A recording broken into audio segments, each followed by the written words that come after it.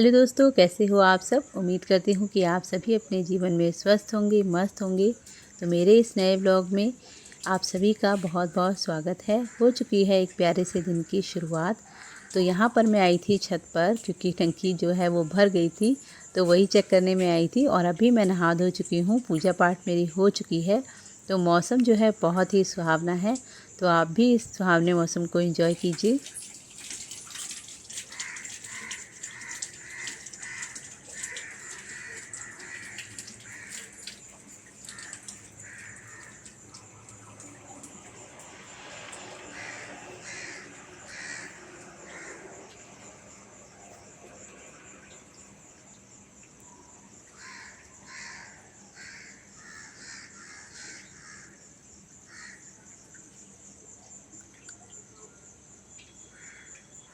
तो सुना आपने, कितनी प्यारी प्यारी आवाज़ें सुनने को मिलती हैं। और ये सब आवाज़ें ना सुबह सुबह ही सुनने को मिल सकती हैं। जितना दिन बढ़ता रहता है उतनी ये आवाज़ें ना शांत हो जाती हैं। और वही ट्रैफिक का शोर शराबा, लोगों की आवाज़ें, तो ये सब आवाज़ें जो है ना मन को बहुत सुकून देती है। तो नहा धो चुकी थी, पूजा पाठ मेरी हो चुकी थी। और आज मैंने हेड वॉश किया था, तो इसीलिए ना बाल इसी तरह से टॉवल में लपेट रखे थे। तो अभी मैंने खोल कर और बस सुखा लिए हैं और आ गई थी छत पर। और जो दो चार कपड़े नहाने के टाइम पर थे तो वो धो दिए हैं। बाकी तो फिर बच्चे जब उठेंगे तो उनके कपड़े जो होते हैं वो तो फिर बाद में ही धुलते हैं। तो इस समय बजे हैं सुबह के 6 और मेरा नहाना धोना, साफ़ सफाई, पूजा पाठ, लगभग इतना सारा काम हो चुका है। सुबह जल्दी उठने का यही फ़ायदा है कि जब तक आधी दुनिया सो रही होती है ना, तब तक हमारे लगभग आधे काम ख़त्म हो जाते हैं। और अभी मैंने और हस्बैंड जी ने नहा लिया था। वैसे तो ये रूटीन मेरा हमेशा से ही मैं फ़ॉलो करती हूँ, लेकिन कुछ दिन पहले ना थोड़ी सी तबीयत मेरी ख़राब थी, तो मैं क्या करती थी, अपना सारा काम निपटाने के बाद ही नहा रही थी। तो वो ना मुझे ज़्यादा इरिटेटिंग लगता था, क्योंकि इतनी देर तक बिना नहाए धोए ना आप चाय पी सकते हैं, ना कोई काम कर सकते हैं। तो मुझे ना उसके मुकाबले अपना ये रूटीन ज़्यादा पसंद है। और क्योंकि इसी रूटीन से मैं शुरू से चलती आई हूँ ना, तो जब हम अपने किसी भी टाइम टेबल को थोड़ा सा चेंज करते हैं ना, तो उसकी जो प्रॉब्लम्स है ना वो हमें ही फेस करनी पड़ती है। तो फ़िलहाल तो मैं अपने रूटीन में वापस आ गई हूँ और मैं बहुत खुश हूँ। थोड़ा सा जल्दी उठना पड़ता है, अपनी नींद छोड़नी पड़ती है, लेकिन मुझे ये जो आधा घंटे का टाइम अपने लिए मिलता है ना, इसके लिए तो मैं अपनी नींद छोड़ ही सकती हूँ। तो यहाँ पर मेरे जो कपड़े थे वो मैंने सुखा दिए थे और बच्चों के टिफ़िन की तैयारी भी मैं नीचे करके आई थी। और इस समय ना बच्चों का टाइम भी थोड़ा सा लेट हो गया है। बच्चे 7:30 बजे तक जाते हैं, तो मुझे आधा घंटा और एक्स्ट्रा मिल जाता है अपने लिए।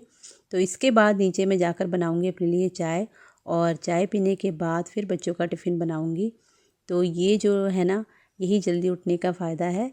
और अभी ना आप देख सकते हैं कि सूर्यदेव अभी निकले नहीं हैं, थोड़ा सा उजाला हो गया है।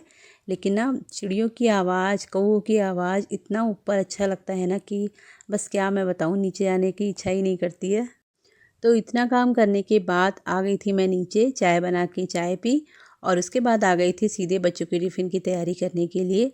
तो आज बनाने वाली हूँ मैं यहाँ पर गोभी के पराठे। उसके लिए गोभी को मैंने कद्दूकस कर लिया था और उसमें डाली थी थोड़ी सी नमक, मिर्ची, थोड़ा सा हरा धनिया और थोड़ा सा इसमें डालती हूँ मैं अमचूर पाउडर। बहुत ज़्यादा मसाले नहीं डालती हूँ, बस इतना ही मसाले डाल के और अच्छा सा मिक्सचर बनाने के बाद आटा भी मैं लगा के रख गई थी। तो जब तक मैं नीचे आई हूँ ना, तो आटा भी सेट हो गया था और बस गर्मा गर्म बच्चों के लिए पराठे बना दूँगी। और मेरा बड़ा वाला बेटा तो थोड़ा बहुत नाश्ता कर भी देता है, छोटा वाला तो कुछ नहीं खाता है। तो आज उसकी पसंद के पराठे बने हैं, तो हो सकता है एक आध बाइट वो खा ले। और बच्चे अगर घर से कुछ खा के चले आते हैं ना, तो थोड़ी सी ना दिल को तसल्ली सी रहती है कि 10 बजे तक बच्चे भूखे नहीं रहेंगे। तो बस बच्चों को दूध दिया, उनका टिफ़िन पैक किया और बड़ा वाला बेटा मेरा पहले ही स्कूल चला गया था और अब बारी आ गई थी आरव की। तो आरव को छोड़ने के लिए मेरे हस्बैंड ही जाते हैं। तो यहाँ पर उसका टिफ़िन तैयार था और तैयार तो वो भी हो गया था।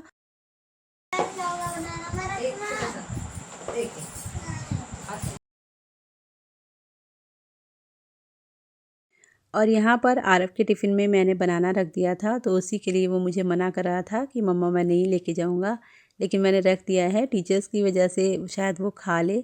और ना बच्चों का स्कूल में आजकल इतना ज़्यादा काम होता है, होमवर्क होता है, तो बच्चों की डाइट का भी ध्यान रखना बहुत ज़रूरी है। तो यहाँ पर उसका स्कूल का टाइम हो गया था, तो बस यहाँ पर उसका बैग पैक किया और उसको किया थोड़ा सा प्यार। और अब बच्चे चले गए हैं स्कूल पढ़ने के लिए और उसके बाद शुरू हो जाएंगे मेरे बाकी के काम। अभी 7:15 का टाइम हुआ है और यहाँ पर बस आरव रेडी था, तो उसको हस्बैंड स्कूल छोड़ने जा रहे थे। और उसके बाद मैं आ गई थी सीधे किचन में और थोड़ा सा दूध जो बचा था बच्चों को देने के बाद, तो उसको ना मैं दही के लिए जामन लगा के रख दूँगी, तो शाम तक वो भी सेट हो जाएगा। वैसे तो पिछला दही रखा ही है, तो ये ना मैं इसी तरह से जो पुराना वाला दूध बच जाता है यानी एक दिन पहले का, उसको मैं दही में जामन लगा के रख देती हूँ। बेशक सर्दियाँ हैं लेकिन दोपहर में दही ज़रूर खाना चाहिए और हेल्थ के लिए ना ये बहुत ज़रूरी भी होता है। और अभी दूध वाली दूध भी लेके आ गई थी, तो वो भी मैंने एक तरफ उबलने के लिए रख दिया था। और दूध थोड़ा ज़्यादा सा गर्म हो गया था, तो उसको मैंने ठंडा होने के लिए रख दिया है, क्योंकि दही जमाने के लिए ना थोड़ा सा गुनगुना दूध ही होना चाहिए। तो जब तक ये ठंडा होगा तब तक मैं जो भी बर्तन थे वो सारे मैं धो के रख लूँगी। और सिंक को देखकर तो ऐसा लग रहा है जैसे कितना ज़्यादा खाना मैंने बनाया हो। और ये ना बस सुबह बच्चों के दूध के, हमारे चाय के और नाश्ते के बर्तन ही हैं। तो बस यही होता है, बर्तन तो किचन में घुसते ही शुरू हो जाते हैं। तो सबसे पहले ना मैं यही धो के रख दूँगी, इतनी देर में दूध ठंडा भी हो जाएगा।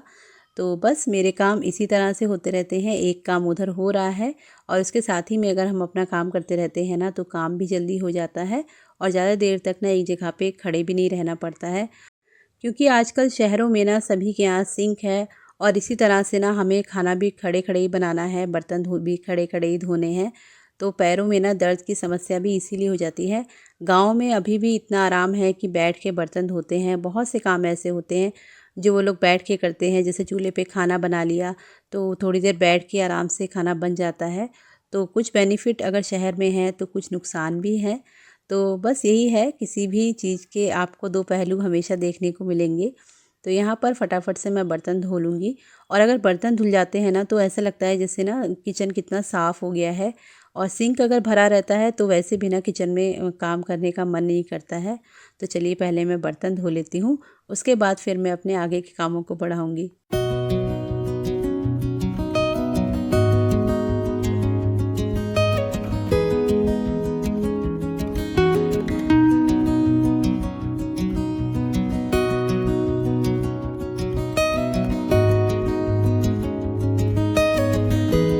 तो यहाँ पर सारे बर्तन मैंने धो लिए थे और अब बारी आ गई थी सिंक को साफ़ करने की। तो बस इतना काम मेरा होने के बाद अभी मॉर्निंग में किचन का मेरा लगभग काम ख़त्म हो गया है। और आटा क्योंकि लगा के ही रख दिया था, तो दोपहर के लिए मुझे एक्स्ट्रा आटा लगाने की ज़रूरत नहीं है। कोई भी दाल या सब्ज़ी एक बनेगी तो बस उतना ही बनाऊँगी। और बस इसके बाद में यहाँ का जो काम है वो ख़त्म हो गया है। बच्चे स्कूल चले गए हैं, तो अभी मुझे अब साफ़ करना है अपना बेडरूम। और बाकी क्लीनिंग तो मैं सुबह ही कर चुकी थी, तो मुझे कोई भी एक्स्ट्रा काम नहीं है। और जितनी देर में मैंने बर्तन धोए हैं दूध भी ठंडा हो गया था, तो अभी बस मैं दही जमा के रख दूँगी और किचन का काम मेरा हो गया है ख़त्म। और अभी मुझे आना होगा दोपहर में, तो तब तक के लिए मेरा किचन मुझे इसी तरह से ना साफ़ सुथरा मिलेगा। तो कपड़े मैंने मशीन में लगा दिए थे धुलने के लिए। और बहुत ज़्यादा आज कपड़े भी नहीं थे, कभी कभी मैं शाम को भी धो देती हूँ, तो सुबह मेरे लिए इतना जो टाइम है ना वो बच जाता है। तो यहाँ पर जामुन मैंने लगा दिया था और बस ये एक भगोना रह गया था, इसको भी मैं अभी धो के रख दूँगी। तो इतना काम करने के बाद ना अभी मैं हो गई हूँ फ्री। और नाश्ता मैंने बना के रख दिया था, तो हस्बैंड जी जब जाएंगे तो वो नाश्ता करके चले जाएंगे। तो किचन के काम से मैं हो गई हूँ फ्री।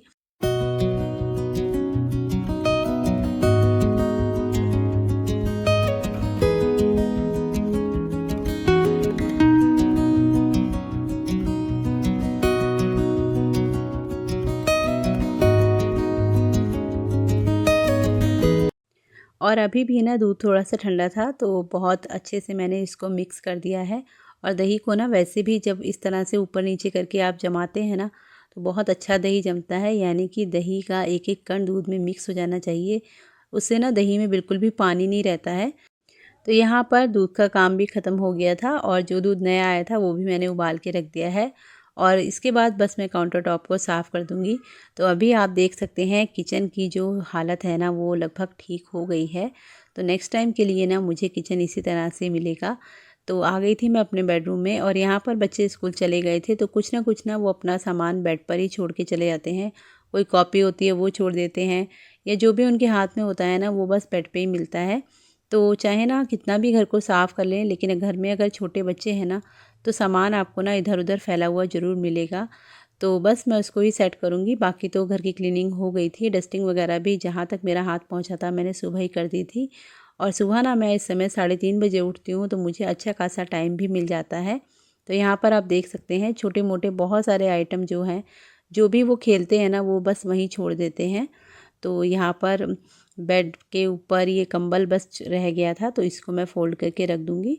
और बेड अगर क्लीन हो जाता है ना तो कमरा वैसे भी ना बहुत साफ़ सुथरा लगता है। तो आजकल ना मौसम भी बहुत अजीब हो रहा है, कभी ठंड लगती है और अभी ना दोपहर में अच्छी खासी धूप भी हो जाती है। तो ये जो मौसम है ना थोड़ा-सा ध्यान रखने वाला भी है, इसी मौसम में ना ज़्यादा बीमार भी होते हैं। तो बस बेड को मैंने ठीक कर दिया था। और ये वाली जो बेडशीट है ना इसमें इलास्टिक लगी है, तो आप देख सकते हैं कि बहुत ज़्यादा ये ख़राब नहीं होती है, अच्छी सेट रहती है। तो अगर घर में छोटे बच्चे हैं ना तो इस तरह की बेडशीट जो है ना बहुत ही हेल्पफुल होती है। नहीं तो फिर बार बार ना बेड को ठीक करना पड़ता है। लेकिन फिर भी थोड़ा बहुत जो है ना लेटते टाइम थोड़ी सी लूज़ वगैरह हो जाती है, तो इसको मैं सेट कर दूँगी। और बस यहाँ पर बेड आप देख सकते हैं एकदम नीट एंड क्लीन हो गया है। तो उसके बाद ना कमरा जो है ना वो अच्छा लगता है देखने में। और अगर बेड ही बिखरा रहता है ना तो फिर आप चाहे कितनी भी क्लीनिंग कर लेना, घर कभी भी साफ़ सुथरा नहीं लगता है। और ये पिंक कलर की बेडशीट ना मेरे रूम के साथ बहुत अच्छी जा रही थी। मेरे रूम में पिंक कलर ही है, तो उसके साथ में ना इसका कॉम्बिनेशन बहुत अच्छा लग रहा था। और ये ना मैंने मीशो से मंगाई थी।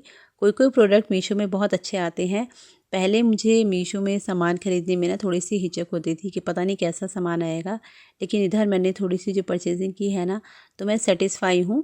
कोई कोई चीज़ें ऐसी होती हैं जो फिर आप अमेज़ॉन से ख़रीदिए चाहे फ़्लिपकार्ट से, तो उसमें तो कभी कभी हो जाता है कि धोखा हो जाता है। लेकिन मीशो की क्वालिटी भी काफ़ी अच्छी है और प्राइस भी सामान के अकॉर्डिंग ठीक ठाक है। तो यहाँ पर ये आरव का हाउस रखा था, तो उसको ना उसने सब खोल खाल के रख दिया था, तो इसको भी मैं ले जा के रख दूँगी। और उसके बाद मैं आ गई थी सीधे छत पर, क्योंकि आज पौधों को पानी नहीं दिया था। वैसे ये काम ना मेरे हस्बैंड सुबह सुबह कर देते हैं। तो जब मैं अभी छत पर आई ना तो फिर मेरी नज़र पौधों पर पड़ी, तो धूप भी अच्छी खासी निकल गई थी। तो यहाँ पर मैं पौधों को पानी दे दूँगी और उसके बाद मेरा सारा काम ख़त्म हो गया था।